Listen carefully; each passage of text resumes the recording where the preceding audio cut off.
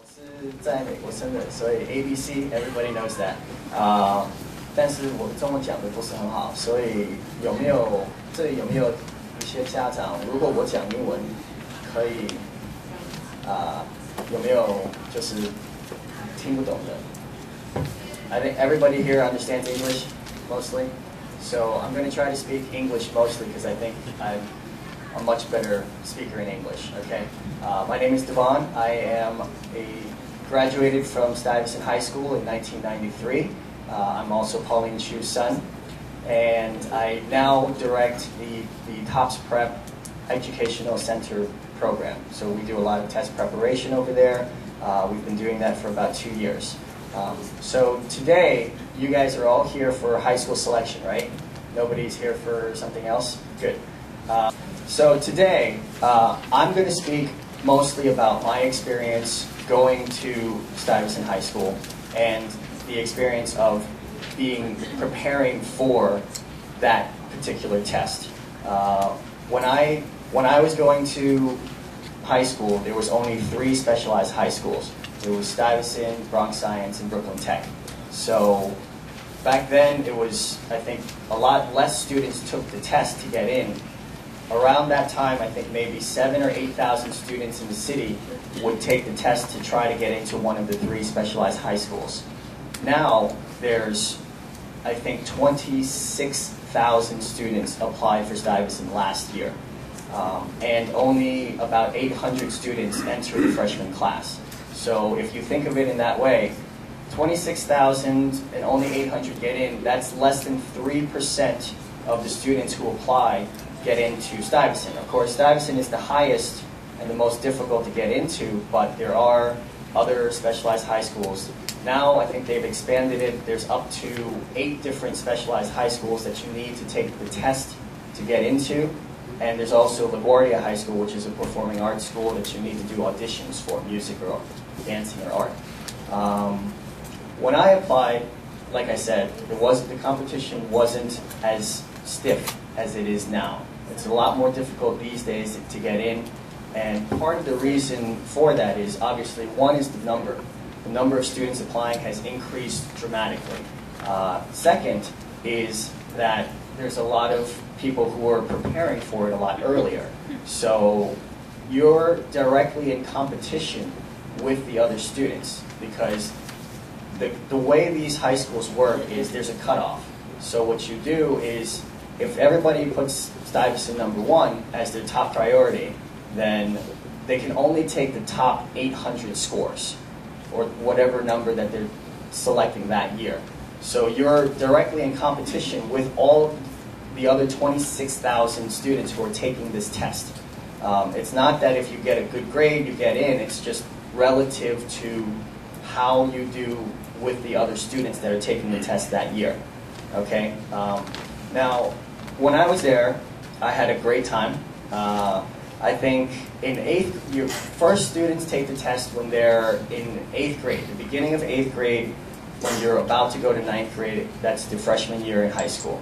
So the first year, I didn't take the test because I think my mom felt like, well, the school's really very competitive, it's very difficult to get into, and once you get in there, you know, you have to be very good. Otherwise, you're going to be at the bottom of the class.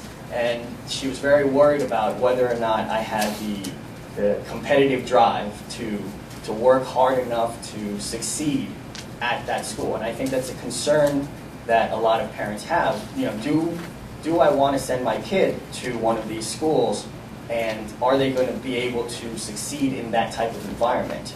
Now, I didn't take the test in 8th grade, but I did take it in 9th grade. I told her, listen, I'm good enough, I think I can do it, so let me take the test and we'll see how we do. If I get in, I get in. If I don't, you know, it's okay. And that's another thing I think that a lot of parents need to understand, is not to put too much pressure on the students to make it in. If you put a lot of pressure on them to make it into the school, you send them to all of these test preparation schools for many years, and then they don't get in, then they feel like they let you down. then they feel really bad about themselves. So, you know, it's very important to get into a good school, but it also is important for the mental, psychological health of your child not to you know, go crazy. So I took the test in 9th grade, and the way I prepared for it was I had a private tutor, a one-on-one tutor, which was a teacher at my junior high school. And what I would do is I would go into school at 7 a.m. And this was, I think, 4 days a week. I would go in at 7 a.m. and I would prepare one-on-one with this teacher, English, math, everything that you needed for the test. And that's, you know, it was very difficult because, one, you have to wake up very early.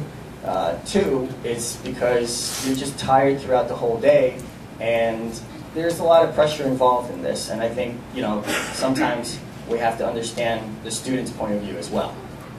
So I took some one-on-one test preparation with the one-on-one teacher, and I made it in. And so my mom, after I made it in, she said, "Oh, you sure you want to go to Stuyvesant? It's very difficult." And I said, "Yeah, I'm going to go. I don't care how difficult it is. I think I can handle it."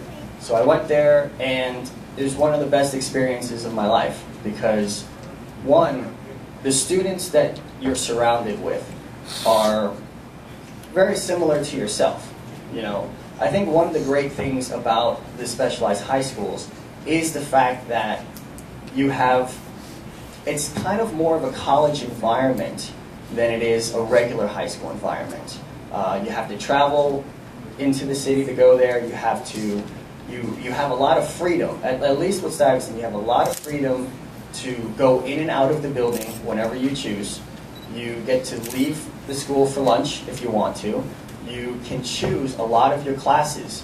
And with a lot of these specialized high schools, they have more options than most of the other regular high schools. So you can take a lot of college courses, you can take a lot of electives that most other schools do not have.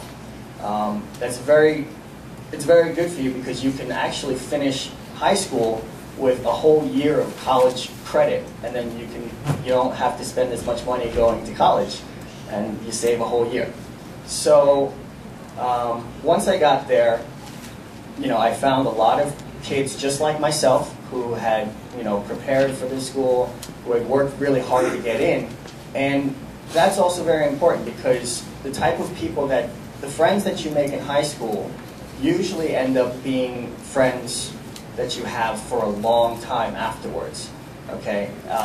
One of my friends in my grade was Grace Meng, who just ran for New York State Assembly last year. So there's a lot of, you know, a lot of good people, a lot of good networking connections that you're going to make as you get older in life. You know, it's good to have friends in good positions too.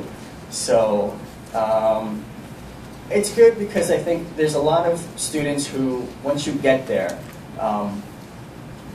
you tend to take on the atmosphere of the students around you also. Your friends are very important. If your friends all hang out and go, you know, cut classes and they don't do their work, then you're probably going to end up hanging out with your friends and doing the same thing. Whereas if your friends are all going to a specialized high school, you know, most of them probably work pretty hard and they, you know, they have good work habits, so you're going to end up in that good crowd and you're going to probably just work a little bit harder on your own, just by nature of environment or where you are. Let's see. Now, as far as the test is concerned now, obviously there's a lot more students involved. There's a lot more actual schools involved. There's 8 different schools, and each of the schools have a lot of different specialties. So, for instance, if you wanted to be a lawyer, Lehman College is actually a very good school to get into because Lehman College, what they do is it's a College of American History, but by taking those courses there, you're actually preparing yourself for, you can take a lot of college courses at Lehman College, and they have professors that will help work with you. So I know most people are thinking, oh, I want to go to Stuyvesant, because generally regarded as the top school. However, you should also look at the other specialized high schools involved, because there's a lot of good schools and they offer a lot of good programs that will help your kid grow as they finish high school. Now, the test right now, a couple of things that most people have questions about. One is, what is the test itself? All of these eight specialized high schools, they require a test, right? It's called the SHSAT, and you have to score a certain amount to get into each cutoff. And there's a priority. You have to list the schools in priority of which ones you want to go to first, second, third, fourth, all the way down. Jeremy is probably going to speak a little bit more about that later. He'll have a lot more detailed information on how to select your priority for the specialized high schools and the regular high schools as well. When do you take the test? Most people take the test at the beginning of 8th grade. The test is usually scheduled the last weekend of October or the first weekend of November. So most likely, when is the best time to prepare for that? Well, that's another big question. It depends, again, you are in competition with all of the other students that are taking this test now. And now you have all of these test preparation schools. They're everywhere, right? I mean, there's got to be like 15 of them in Flushing alone. A lot of these kids are starting earlier. So like I said, when I took the test, there wasn't that many students, and you didn't have to work as hard for it. Now you've got kids preparing in 5th grade, in 6th grade, and then in 7th grade again. So these kids who are doing that, they probably have some kind of advantage just because they've been practicing for so long.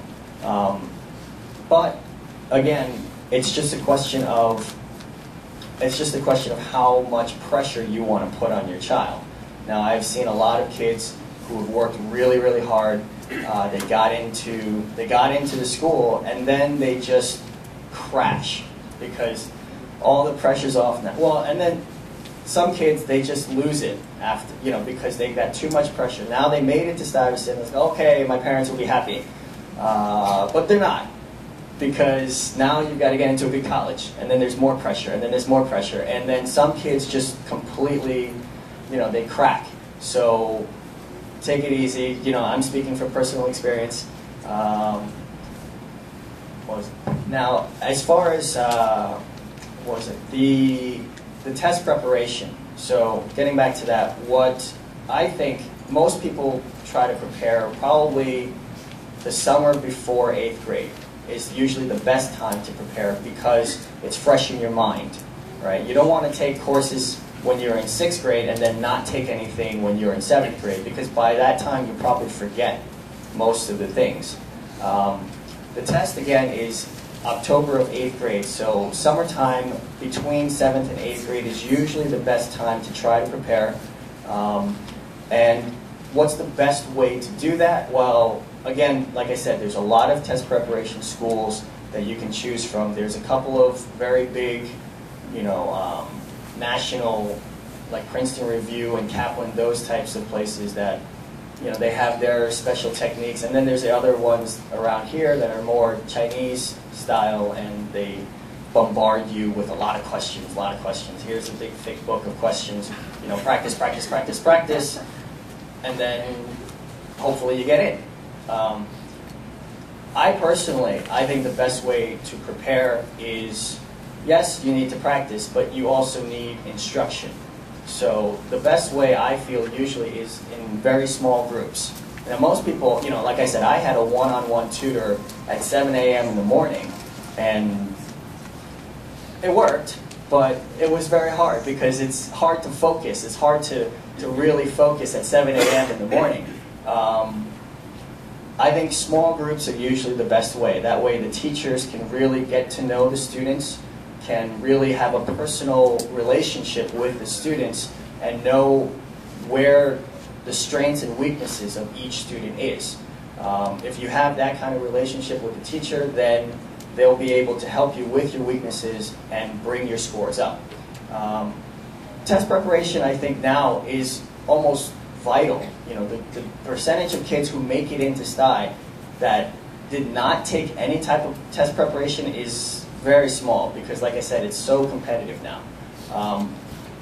But with these test preparations, usually you want to start between 7th and 8th grade. You want to be practicing a lot of things and practice tests.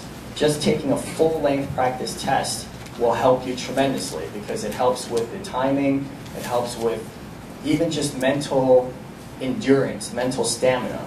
A lot of test is 2.5 hours long, so if you're very good for the first hour and a half, and then you start to get tired and you start to lose your focus by the end of the test, then you're going to lose a lot of points at the end. So it's good to do a lot of practice beforehand, but it's good to have good instruction from qualified teachers to do that. So, you know, depending on how long you want to do it for, depending on how much money you're willing to spend, you know, those are a lot of your choices. Now, some of the advantages I already mentioned to you, which is a good environment, good teachers. I think high school, specialized high schools, I can only speak about Stuyvesant because that's the one that I went to.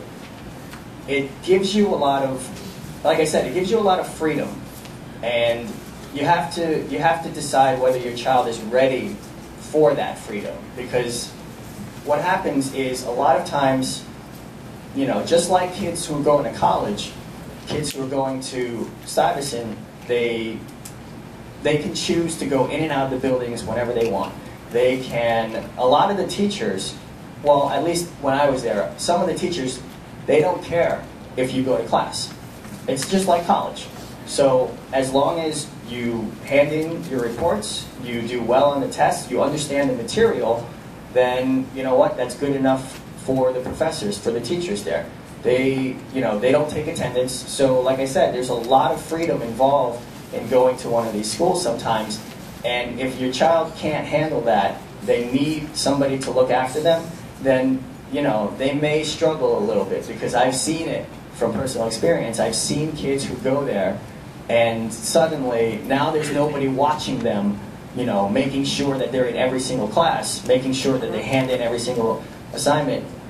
They just start cutting class, they don't go to school, and there's a lot of, you know, you think that Stuyvesant is full of all really smart kids, and that's true, they are smart, but a lot of them, if you give them too much freedom, they'll, you know, kind of slack off, and they won't really continue to have those good work habits that you need to succeed at Stuyvesant. Another couple of advantages are, obviously, there's a good reputation involved, and when you're applying to colleges, you know, they look at which high schools you went to, they look at which courses you took. So going to a specialized high school will usually help you get into a good college, or at least the reputation will help you a little bit when you're putting that down on your college application. Again, the course selection is also very important. So the specialized high schools have a lot of courses that regular high schools don't offer, so that will really help them to choose and find maybe the areas that they're really interested in, and go down that path a lot earlier. The disadvantages of going, as I mentioned, is sometimes there's a lack of discipline. That's one thing. The worst thing I hated about going is the transportation. It's difficult, and you know, if you're going to maybe Bronx Science, which is pretty far up there, and if you're living in Flushing, it's not even that bad. But if you're living in Bayside and you have to take a bus to a subway, to another train, and then to another train, and then walk another 10 minutes, that means you're waking up at 5:30 in the morning to go to school. And that's every day. Every day you're waking up at 5:30, and that can also be very difficult for the people traveling all the time. I used to get up, I think, I lived in Flushing, so it was pretty easy for me. I lived about a 5-minute walk from the train station, walk over, take the train. I was at school in about an hour, but that still meant me waking up at 6:30, brushing my teeth, doing everything, leaving the house at 7, and getting to school by 8 o'clock. So, you know, if your child has difficulty waking up in the morning, then either that has to change or this might not be a good idea. Those are mostly the only real things that you have to be concerned about. But I think with most kids is they can handle it. You know, once you put them in that type of environment, they'll be able to deal with it. And if they can't, then they can always transfer if you really feel like that's the best course of action. Another big question that I get from parents is, what score do I need to get into Stuyvesant? And my answer is, I don't know. Because I don't. The way they score the test every year is different. Okay, they have an algorithm that they do not tell the public. They never tell you how they score it. So sometimes, you know, we don't know where they come up with the numbers, but they come up with the number. The top score is 800, and then, you know, as you get questions wrong, it goes down. But it's scaled, so we're not exactly sure how they grade it. Maybe somebody at the Department of Education can help us if you have any connections, but most people don't. So the way you get in is by priority. If you pick Stuyvesant as number 1, like I said, you're competing against the other kids. So if Stuyvesant is admitting 800 students to the freshman class, that means the top 800 scores that chose Stuyvesant as the number 1 priority, they get in. And even if you had a really high score, but the other students had higher, that means, you know, you're not in. So there's no one score. I can't say if you get a 620, then you're in, because there's no way to tell. It's all, every year is different based on how the other students that are taking the test do. Another question that I get a lot is, can your school, if I send my kid to your test preparation school, are they going to make it in? Again, I don't know. You know, how hard is your child going to work? Right? How, you know, because the thing is, if they come, obviously the teachers will help them, but then a lot of this has to be the kids. They have to work for it too, right? There's no guarantees. What? You have a question? Yeah, I want to ask you, if someone picked Stuyvesant being number 1 and Bronx High being 2nd, and for the people who picked Bronx being 1st, how's that work in terms of scores? In terms of priority? Right. Okay. Well, I think Jeremy's probably going to go over that later with the whole selection process. That's going to be a lot more detailed, so I'm sure he's going to answer it very thoroughly later. Okay. I think what I was saying was, okay, so the last question that I'm going to talk about today is, what type of teachers should I hire to prepare my kids? And a lot of these test preparation places, they have these name brand high school teachers. So, you know, maybe they'll choose, okay, I got a teacher from Stuyvesant teaching my kids. He's an English teacher at Stuyvesant, so that must mean he's very good at preparing my kids to get into Stuyvesant. And that's not always the case, because the specialized high school test is very unique. They have the scrambled paragraph, these logical reasoning questions, and reading comprehension. Those are the 3 sections for the English. But just because you have a teacher from Stuyvesant, their teaching style is not necessarily the best way to teach your child on how to get into Stuyvesant. There's a lot of, I think a lot of times people fall into that, where they think because the teacher's from a certain school, that means they must be very good and they're going to help you get into that school. And I don't necessarily think that's true. I think the best teachers are the ones who study and understand the test itself, and understand the type of questions that are asked, and teach you the strategies on how to answer those particular questions for that test. Because the only thing that matters is the score on the test. It doesn't matter what grades you have in school. It doesn't matter if you're getting 4s on your ELA or statewide math exams. That doesn't matter at all. Not for the specialized high schools. The only thing that counts is that test. So you have to find teachers who are specifically trained to teach you for that test. And they may be a great English teacher, or they may be a great math teacher, but if they don't know the test itself, then they might not be able to help you do well on the test. Maybe you'll get good grades at STI if you make it, but you have to make it first, right? So those are some of the things that I think parents need to think about when they're enrolling their kids into these programs, if they do that. And also, like I said, to think about whether or not your child is prepared and ready to handle that type of environment.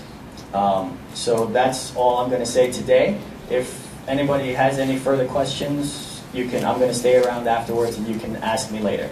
But for now, I'm going to turn this over to Jeremy and he'll answer more questions.